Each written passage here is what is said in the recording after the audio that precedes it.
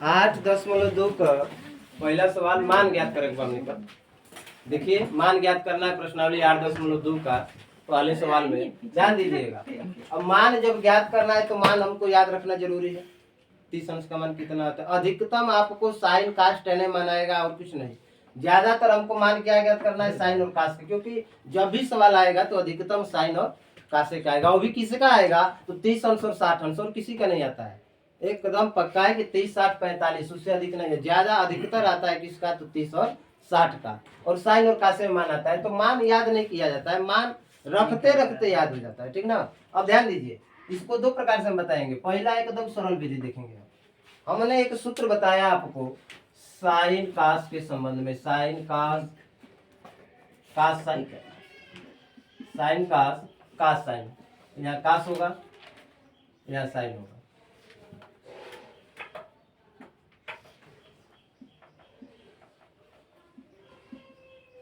Sign कास, कास में यहाँ plus, यहाँ ए, यहाँ बी, यहाँ ए, यहाँ बी। किसका सूत्र होता है? तो हमने बताया था कि साइन में सूत्र होता है ए प्लस बी का।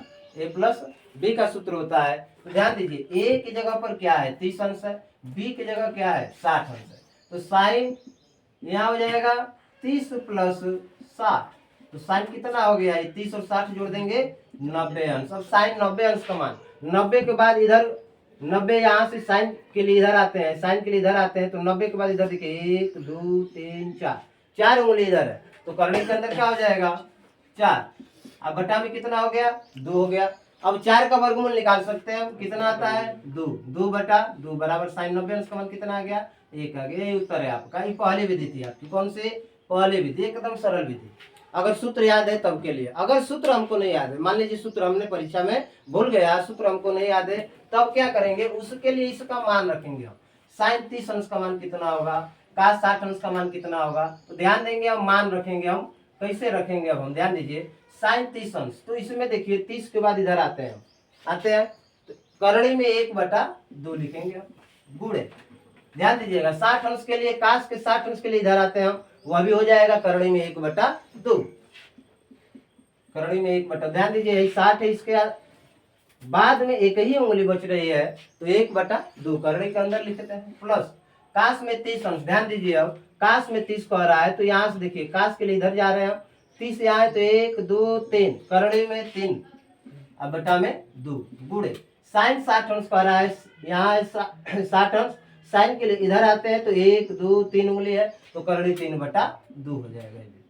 ये भी आसान है, सरल है। करड़ी में 1 का गुणा, करड़ी में 1 का गुणा जब आपस में होगा तो 1, अब बटा में 2 का गुणा, 2 में 4, धन।